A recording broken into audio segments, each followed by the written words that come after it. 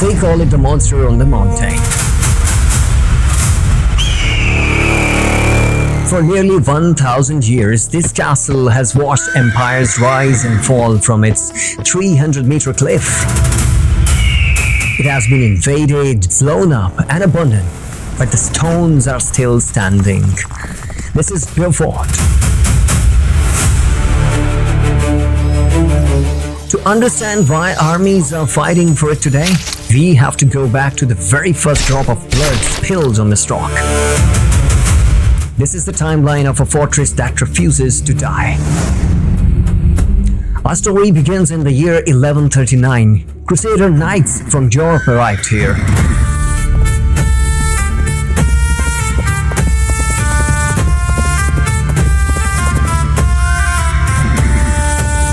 They saw this giant rock and knew they had to build on it. They called it Beaufort. It was a masterwork of stone and sweat. It was meant to last forever. But soon, a great leader named Saladin came. He wanted the castle back for his people. He stayed outside the walls for a whole year. He waited, he fought. Finally, the knights gave up. Saladin walked through the gates as a winner.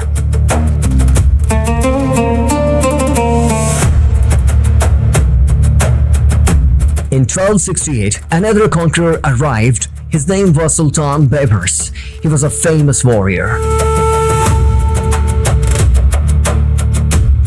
He didn't just take the castle, he made it bigger. He built a lower castle to make it a fortress that no one could break. For hundreds of years, the castle was quiet. Then in 1970s, it became a base for war again. Palestinian Liberation Organization (PLO) fighters moved into the ancient ruins. They used the high view to fire rockets. The old stones were now hiding modern guns. In 1982, the world watched as Israeli soldiers climbed this mountain. It was a fierce face-to-face battle inside the ruins. Israel took the fort and stayed for 18 years. They built concrete bunkers on top of the ancient rocks. In the year 2000, Israel decided to leave Lebanon, but they did not want anyone else using their bunkers. They used tons of explosives. The modern parts were gone, but the ancient Crusader stones stood tall. They survived once again, and that brings us to today. The circle is complete. The soldiers are back. The flag is flying.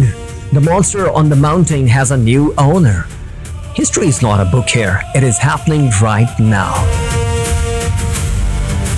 This is not just a pile of old stones. This is the monster on the mountain.